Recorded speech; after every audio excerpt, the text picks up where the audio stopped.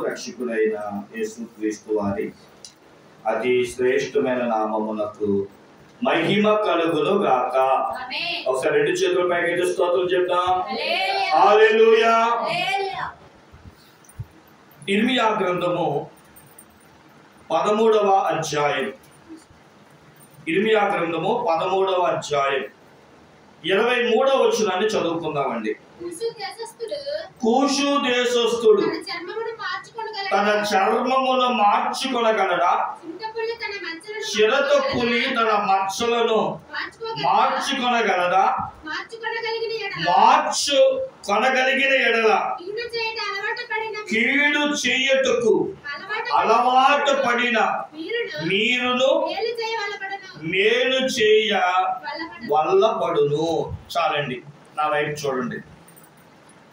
ఇర్మియా భక్తుడు ఈ మాటలు రాస్తున్నాడు.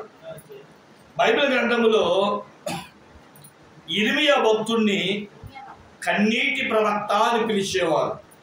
ఎందుకు అంటే ఇతడు దేవుడి దగ్గర నుంచి ఏమైనా సమాచారం పొందుకున్నప్పుడు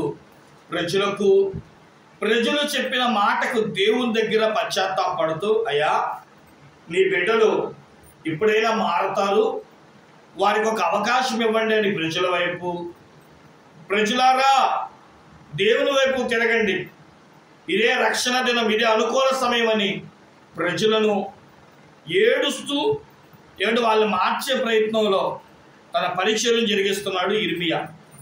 ఇర్మియా గారి యొక్క కాలంలో ఏం జరిగిందంటే, ఇశ్రాయేలీల ప్రజలు బబులోను అనే జాతి వారికి బానిసలుగా బ్రతుకుతున్నారు. మనం దానియేలు గ్రంథంలో చూస్తాం, అది తీయద్దు. ఈ బబులోను వారు చేసిన పని ఏంటంటే, మొదటిగా మన పిల్లలను తీసుకెళ్ళిపోయాడు. అంటే రాజ్యంలో ఉన్న పిల్లలందరినీ తీసుకొని వెళ్ళిపోయారు, చెరపట్టారు వారిని. ఎప్పుడైతే పిల్లలు కోల్పోయారో తర్వాత పురుషులు, తర్వాత స్త్రీలు ఏమైపోతారు? తల్లిదండ్రులు పిల్లలు వెళ్ళిపోయారు, దూరం అయిపోయారు అనుకోండి, ఏం జరుగుతుంది? బాధల్లో ఉంటారు, వారి కన్నీళ్ళలో ఉంటారు. వెంటనే స్త్రీల మీద దాడి చేశారు. వీరి బాధలో వాళ్ళతో పోరాడలేకపోయేటప్పటికి స్త్రీలైన వారిని వారు రెండో పర్యాయం ఎత్తుకొని వెళ్ళిపోయారు. ఎప్పుడైతే పిల్లలు కోల్పోయారో, ఎప్పుడైతే భార్యలను, తల్లులను, చెల్లులను కోల్పోయారో, పురుషులు ఏం చేయగలరు అంటే, ఇక యుద్ధము చేయడానికి వారికి మనస్సు లేక మమ్మల్ని కూడా తీసుకుపో అన్నట్లుగా మూడవసారి బబులోనీయులు యుద్ధం చేయడానికి వచ్చినప్పుడు పురుషులైన వారు లొంగిపోయారు. కాబట్టి ఇప్పుడు ఇశ్రాయేలు మీదకి దాడి చేసిన బబులోనీయులు ముందు పిల్లల్ని, తర్వాత స్త్రీలను, తర్వాత పురుషుల్ని పట్టుకొని 70 సంవత్సరాలు వారిని చెరసాలలో వేసి వాళ్ళ చేత పెట్టి చాకరీ చేయించుకుంటూ చెరసాల బంధకంలో వాళ్ళు మొగ్గుతున్న దినాలు అవి. మొదటిగా యెషయాని లేపాడు దేవుడు. యెషయా చెప్పాల్సినవన్నీ చెప్పాడు, మారలా. ఇప్పుడు దేవుడు ఇర్మియాని లేపాడు. ఇర్మియాతో కౌలు పంపిస్తున్నాడు. విచిత్రమైన తెలుసా, ఇర్మియా చెరసాల్లోనే పుట్టి చెరసాల్లోనే పెరిగిన ప్రవక్త. ఇతడు తల్లి గర్భంలో ఉండగా దేవుడి చేత ఎన్నుకోబడిన ప్రవక్త. అందుకని 1వ అధ్యాయం 9వ వచనంలో ఇర్మియా రాస్తూ, నేను నిన్ను తల్లి గర్భంలో ఉండగానే చూశాను అబ్బాయి, నువ్వు నా సేవ చేయాలని చెప్పి ఇర్మియాని దేవుడు ఎన్నుకున్నాడు. ఎన్నో సంగతులు తన ప్రజలకు చెప్పుకుంటూ దేవుడు వస్తున్నాడు. అయితే ఈ 13వ అధ్యాయంలో దేవుడు ఇర్మియాకి కొన్ని అనుభవాలను చూపిస్తూ ఉన్నాడు. మనం మొదటి 10 లేదా మొదటి 15 వచనాలు చదువుకుంటే, ఏమండి మన బెల్ట్లా కట్టుకుంటాం కదా, పూర్వకాలంలో నడికట్టు కట్టుకునేవారు.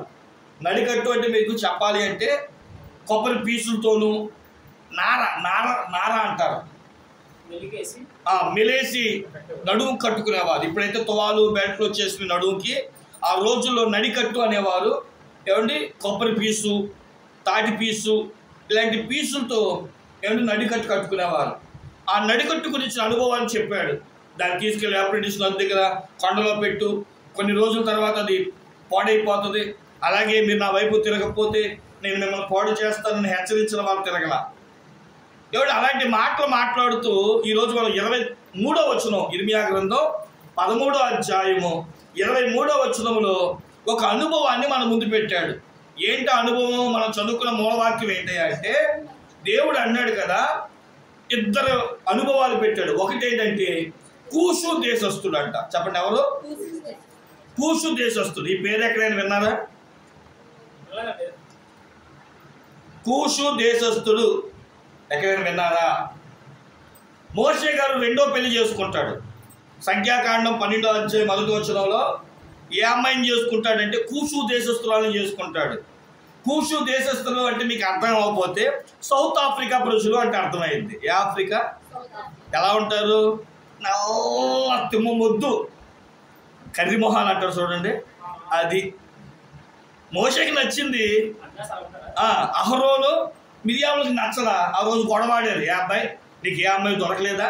నల్ల కర్రీ మొద్దులే ఉన్నా సౌత్ ఆఫ్రికా అమ్మాయిని పెళ్లి చేసుకున్నావు అని చెప్పి తమ్ముడి మీద విరోధంగా పలుకుతారు చూడండి. అక్కడ మోషే పెళ్లి చేసుకున్న అమ్మాయి ఎవరు అంటే కూషు దేశస్థురాలు. అంటే నలుపుకు పెట్టిన పేరు అన్నమాట. వాళ్ళకి నల్ల కర్రీ ముద్దల్లే ఉంటారు. వినండి, ఇప్పుడు దేవుడు ఏమన్నాడంటే కూషు దేశస్థుడు తన చర్మాన్ని మార్చుకోగలడా? ఏమండి, బ్లాకీ నల్ల అమ్మాయిని తెల్లగా మార్చొచ్చా అంటే బ్యూటీ పార్లర్లో తీసుకెళ్ళి మార్చమంటలేదండి. చర్మం మారిద్దా అంటే మారదు అంటాం. రెండవది, చిరత పులి తన మచ్చలను మార్చుకోగలదా? పుట్టుకతో వచ్చింది.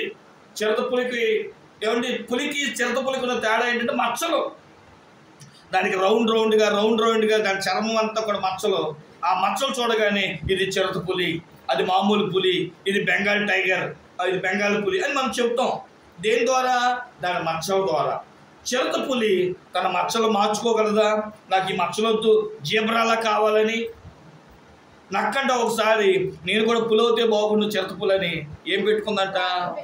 మీకు ఎలా తెలుసు అబ్బాయి? పులిని చూసి నక్క వాతలు పెట్టుకుందా అంటారనా? ఓకే, బాగా గుర్తుపెట్టారు. అంటే అర్థం ఏంటి? పులికి మచ్చలు ఉంటాయి, లేదా వాతలు ఉంటాయి, లేదా ఆ మచ్చలు ఉంటాయి కనుక తీయాలన్న తీయలేవు. అందుకని నక్కంటే వాతలు పెట్టుకునైనా నాకు మచ్చ ఉంది, నాకు మచ్చ ఉందని చెప్పుకుందాం అనుకుందంట. సరే, ఇప్పుడు చిరత పులికి మచ్చలు పుట్టుకతో వస్తాయి. కూషు దేశస్థురాలకి పుట్టుకతోనే నలుపు ఉంటుంది. అలాగే మనల్ని చూపిస్తూ ఏమన్నాడు చూడండి. మనల్ని ఏమన్నాడు ఇప్పుడు? కీడు చెయ్యుటకు అలవాట పడిన మీరును మేలు చేయ వల్లపడును అంటున్నాడు. మనం పుట్టుకతో ఎవరమంట? కీడు చేయువారమంట. నిజమేనండి. ఒక్కోసారి నాకు కనిపిస్తూ ఉంటుంది. మన పిల్లలకి మనం నేర్పం దొంగ బుద్ధులు. మన పిల్లలకి మనం చెప్పం. ఏ రోజులు మీరు చెప్పారా? మరి నేనైతే నా పిల్లలకి చెప్పలేదు. ఏమనంటే ఏ రోజు నా కూతురికి కానీ నా కొడుకు కానీ నేను చెప్పలా. ఏమనంటే, అరే పక్కనోడు పెన్సిల్ ఎత్తుకొచ్చి, పక్కనోడు ఎరేజర్ ఎత్తుకొచ్చి, పక్కనోడు షార్ప్నర్ ఎత్తుకొచ్చాయని. వీళ్ళకి ఎలా అబ్బిందో కానీ సాయంత్రం వచ్చేటప్పుడు పెట్టినండా ఓ కొత్త రబ్బరైనా ఉంటుంది, కొత్త షార్ప్నర్ ఉంటుంది, ఒక్కోసారి కొన్నిసార్లు కొత్త పెన్సిల్ ఉంటుంది. ఏదో ఎక్కడదిరా? నా స్నేహితుడిది. మరి నీ స్నేహితుడిది అయితే ఎందుకు తెచ్చావురా? పట్టుకొచ్చేసా అంటే. ఆలోచన చేయండి. నేను ఒక్కోసారి అనుకుంటే ఈ బుద్ధులు నా నుంచి వచ్చినాయా, మా ఆవిడ నుంచి వచ్చినాయా? కొన్నిసార్లు అర్థం కాదు.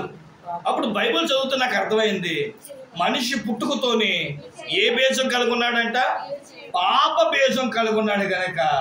ఏమంటే కీడు చేయాలని బేజం కలుగున్నాడు గనక, మోసం చేయాలని బేజం ఏమంటే అలనాడు మన ఆది పితరుల నుంచి వచ్చింది గనక అలాగ కొనసాగుతుందంట.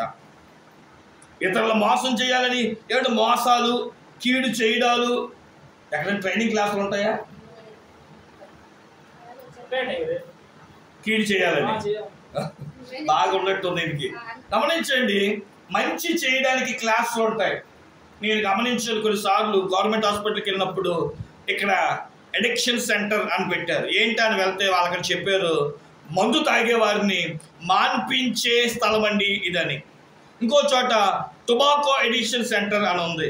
ఏంటండి ఇది అడిగితే ఏమంటే చుట్ట కాల్చేవాళ్ళు, బీడీ కాల్చేవాళ్ళు, సిగరెట్లు తాగేవాళ్ళు ఇక్కడికి వచ్చి ఏమండి మానుతారండి అని చెప్పారు.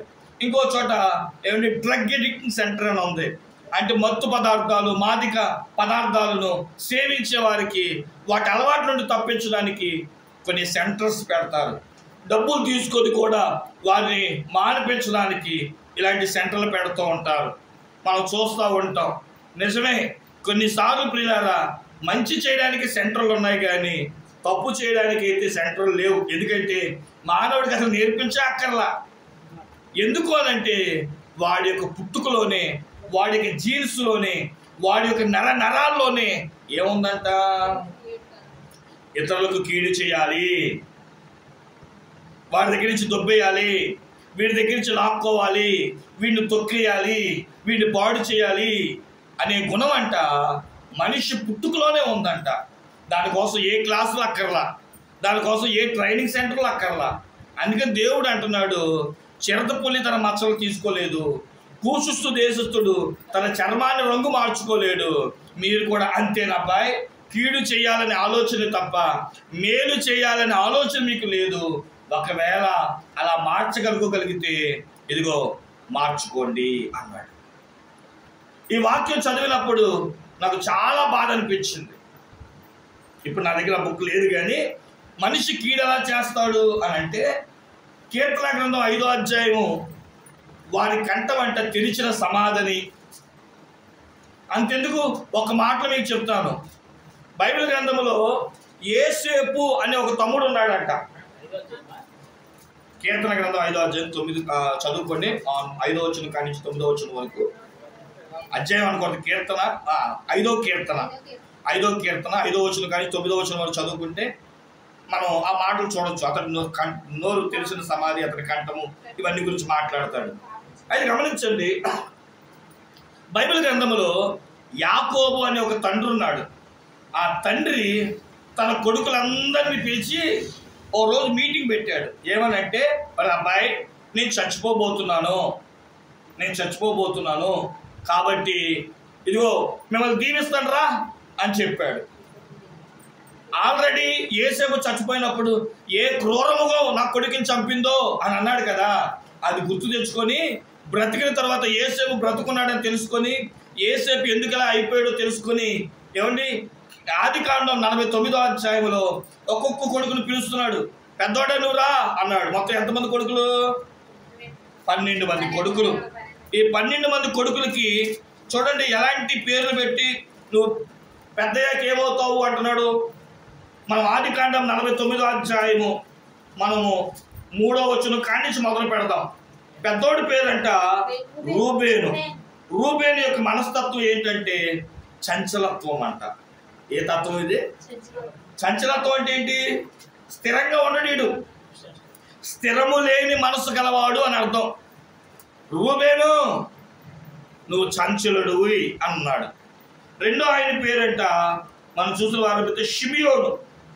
షిమియోను క్రూరుడు, శాపగ్రస్తుడు. ఈ షిమియోను ఒక భయంకరుడు. షిమియోను ఒక భయంకరుడు. ఎంతటి భయంకరుడు అంటే, మనం ఆదికాండం గ్రంథంలో కనుక చూసుకుంటే 34వ అధ్యాయంలో లేయాకు పుట్టిన కుమార్తె అయిన దీన ఒకరోజు ఆ ప్రాంతం అంతా తిరిగొద్దాం అనుకుంటే ఆ ప్రాంతంలో ఉన్న వారు ఆమెను పాడు చేస్తారు. అయినా వచ్చి యాకోబుతోనూ అన్నతో మాట్లాడతారు. అయ్యా మీ చెల్లెంటే ఇష్టం, మీ కూతురంటే మాకు ఇష్టం, ఏదో మా కొడుకు తప్పు చేశాడు, ఆమెను చెరిచాడు కాబట్టి ఆమెను మేము పెళ్లి చేసుకుంటాము అంటే సరే అని చెప్తాడు తండ్రి. కానీ ఈ షిమియోను లేవి అనే ఇద్దరు కూడా దురాలోచన కలిగి అలా కాదండి, మరి సున్నతి చేసుకుంటేనే మా చెల్లిని మీకు ఇస్తామని చెప్పి ఊరంతా కూడా సున్నతి చేయిస్తారు. ఆ రాత్రి వాళ్ళు బాధల్లో ఉంటే కత్తి తీసుకొని అందరినీ చంపేస్తారు అన్నమాట. అందుకని తండ్రి షిమియోన్ని భయంకరుడు అని అన్నాడు. మూడో ఆయన పేరు లేవి. ఇతడు శాపగ్రస్తుడు. లేవి శాపగ్రస్తుడు. కానీ నాలుగో ఆయన యోధ కొదమ సింహం. అంటే ఇతడు బుద్ధి అంతా కూడా ఎలాంటి బుద్ధి అంటే సింహం కొన్న బుద్ధి అన్నమాట, కొదమ సింహం. అయితే ఇక్కడి నుంచి కొంచెం పేర్లు సంఖ్య మారినప్పటికీ మనం లైన్లో వెళ్ళిపోతాం. అలాగే 13 జబులోను. ఇతడు సముద్రము ఒడ్డున ఉన్న రేవు వంటి వాడు, సముద్ర రేవు వంటి వాడు అనమాట. అలాగే 14వ వచనంలో ఇశ్శాఖారు యొక్క ఆలోచన బుద్ధి ఏంటంటే గాడిద బుద్ధి, గార్దాపము అని అంటారు. గార్దాపు అంటే గాడిద అని అర్థం. దాని తర్వాత 16వ వచనం దాను ఎలాంటి వాడు అని చూసిన వారు అయితే త్రోవలో సర్పం 17వ వచనంలో ఉంటుంది. త్రోవలో సర్పం. తర్వాత 20వ వచనం ఆషేరు, ఇతడు ఆహారం వంటి వాడు. 21 నప్తాలి లేని స్వభావం కలిగిన వాడు. 22 యోసేపు ఫలించెడు కొమ్మ కలిగిన వాడు. అలాగే మనం చూసిన వారు 27వ వచనంలో బెన్యామీను చీల్చబడే తోడేలు. ఇలాగా ఇంకా కొంతమంది ఉన్నారు. మనం ద్వితీయోపదేశకాండంలో చదివితే మోషే కూడా కొంతమందిని దీవిస్తాడు. ఏమంటే లోకపు తండ్రి అరే మీరు మారర్రా, మీ బుద్ధి లాంటి బుద్ధి అని పిల్లల్లో జంతువులు చూశాడు. ఏం చూశాడంట? పిల్లల్లో జంతువులు చూశాడు, క్రూర ముఖాన్ని చూశాడు. అరే నీ బుద్ధిది, నీ లక్షణం ఇది. అందుకని ఇర్మియా దగ్గరికి వచ్చినప్పుడు దేవుడు అంటాడు కదా, పలానా యాకోబు తన పిల్లల్లో దుష్ట మృగాలను చూశాడు. అందుకని కీడు చెయ్యటకు అలవాటు పడిన మనిషి అంట ఏం చేయడం అసాధ్యము అంటే మేలు చేయడము అసాధ్యము. మరి ఈరోజు మీరు ఏం చేశారు? ఈ 2024 సంవత్సరం అన్ని మేలులే చేసామా? ఈరోజు గుండె మీద చేసుకోండి, నేను ఎవరికి కీడు చేయలేదు, నా వల్ల ఒక కుటుంబం పోవడలేదు, నా వల్ల ఒక వ్యక్తి జీవితం నాశనం అవ్వలేదు, నా వల్ల ఒకరు చెడిపోలేదు, నా వల్ల ఒక వ్యాపారం నష్టపోలేదు, నా వల్ల ఏ ఇబ్బంది కలగలేదు అని చెప్పగలే జీవితం మనకుందా? ఒకసారి ఆలోచన చేయాలి. యేసుక్రీస్తు ప్రభువారు కూడా యోహాను సువార్త 8వ అధ్యాయం, యోహాను సువార్త 8వ అధ్యాయం ఇక్కడ వ్యభిచారము చేత పట్టబడిన స్త్రీని మనం చూస్తాం.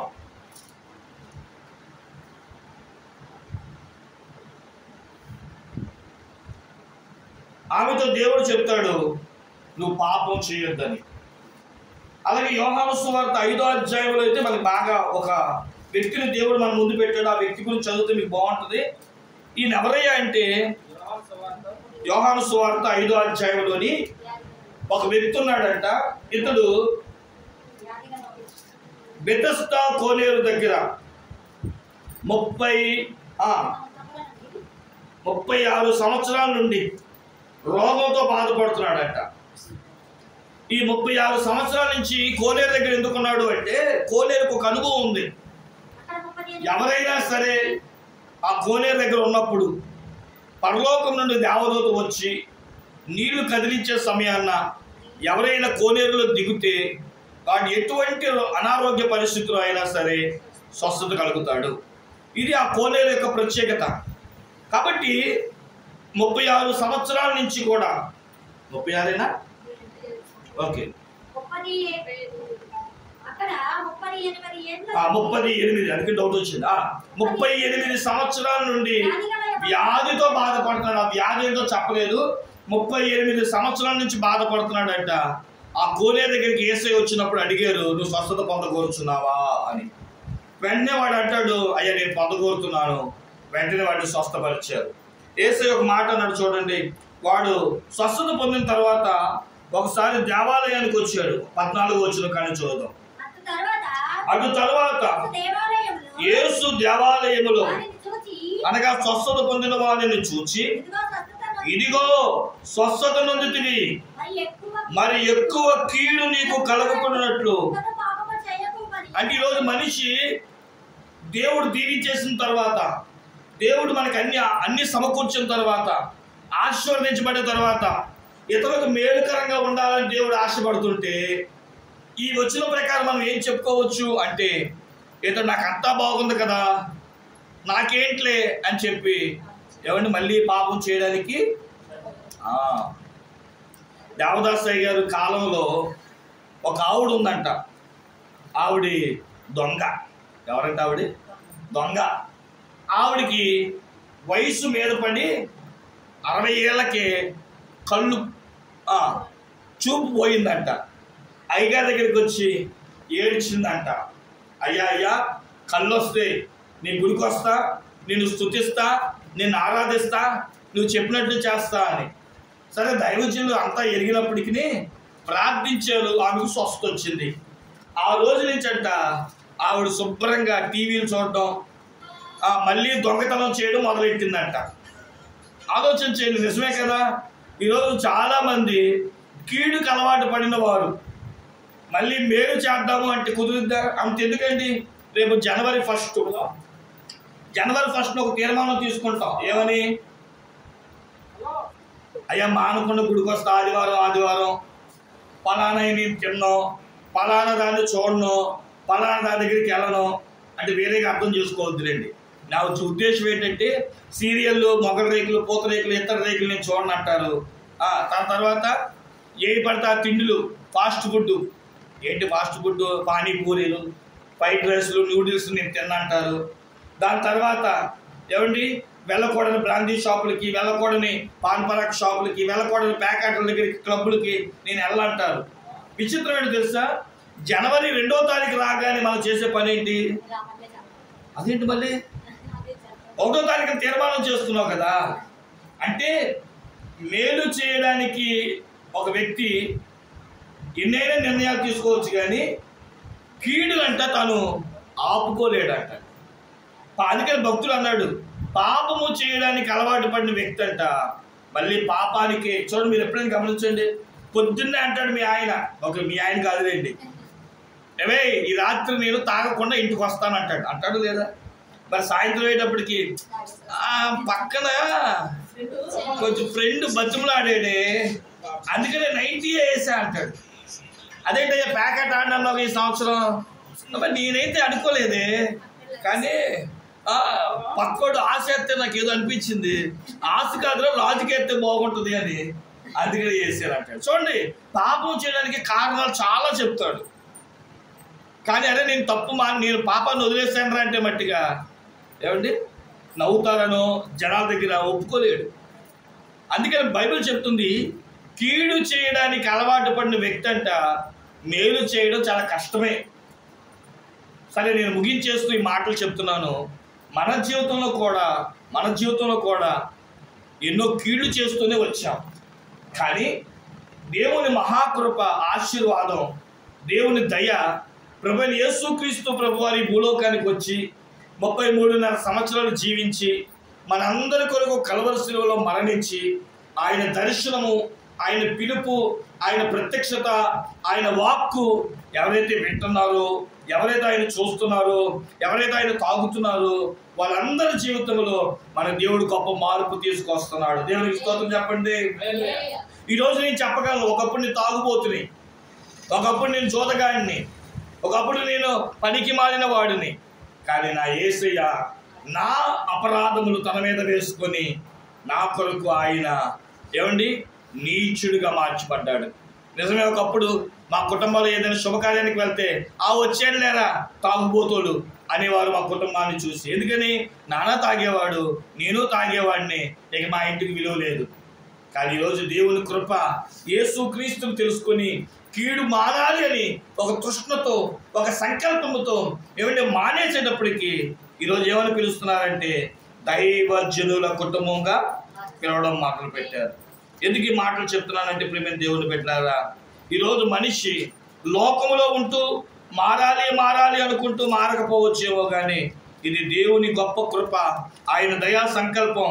ఆయన ఈ బైక్ యంత్రము ద్వారా మిమ్మల్ని పిలుస్తూ ఓ చక్కని మాట అంటున్నాడు, ప్రయాసపడి భారం మోస్తున్న సమస్త జనులారా నా యొద్దకు రండి, నేను మీకు విశ్రాంతినిస్తాను, మీ పాపాన్ని తీసివేస్తాను, నీ కాడిని నేను వెరగొడతాను, నీ కొరకు నా కొరకు.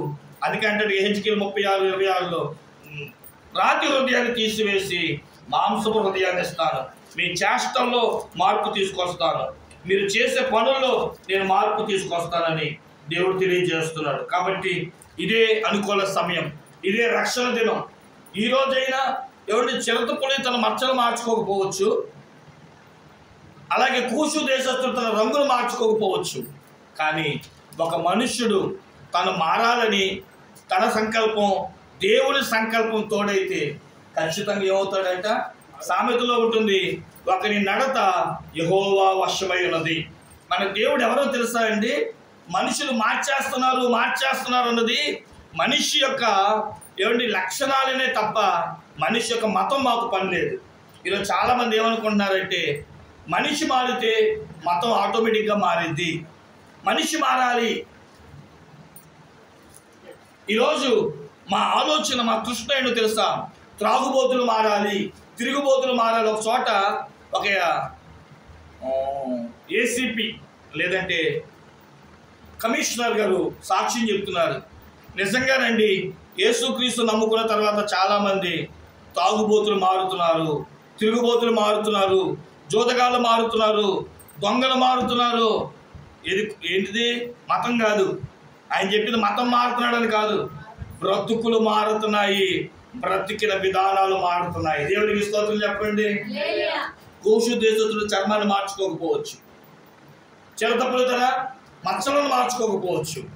నేను మారాలి అనుకుంటే, ఏ తండ్రి అయితే యాకోబు నా కొడుకులు దుష్టమృగం వంటి వాడు పలానా అని చెప్పాడో, పరలోకపు తండ్రి వాడిని మార్చి రూబేనికి, షిమియోనికి, లేవీకి, యోదాకి అలా 12 మంది గోత్రకర్తలను దేవుడు 12 గుమ్మాల మీద కిరీటముగాను ఆయన రాజ్యములో 12 సింహాసనాలు వేసి కూర్చోపెట్టే అంత కృపించాడు. దేవునికి స్తోత్రం చెప్పండి.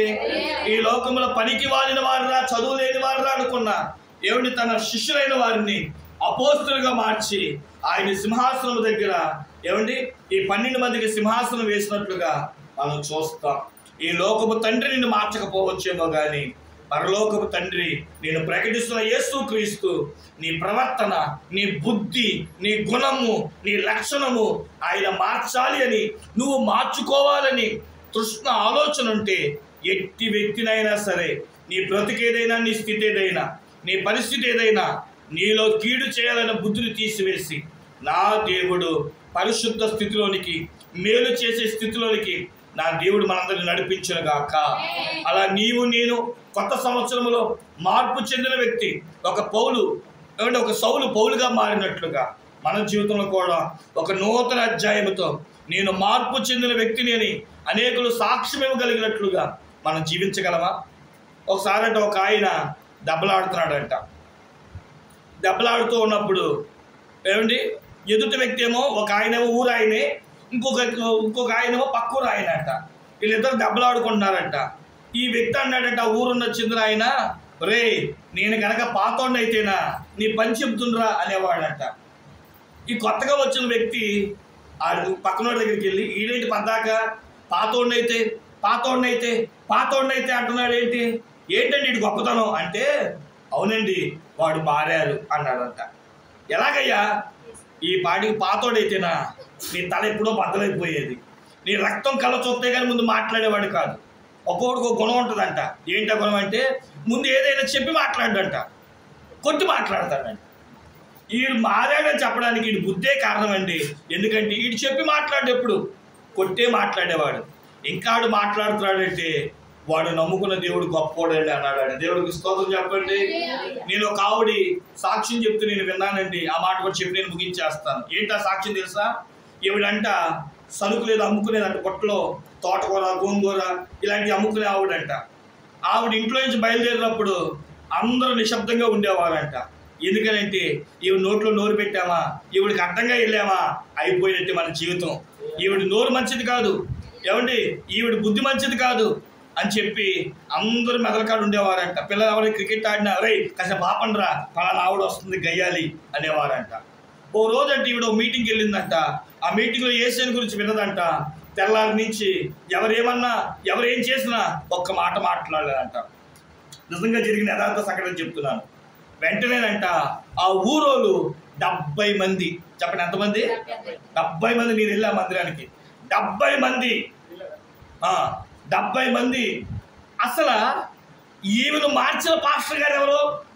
ఏంటంటే వాళ్ళేమనుకున్నారు, ఈవిడ్ని పాస్టర్ గారు మార్చారు, అందుకనే బూత్ మాట ఈవిడ నోటంటే రావట్లేదు, తిట్టడాలు లేవు, కొట్టడాలు లేవు, అండాలు లేవు.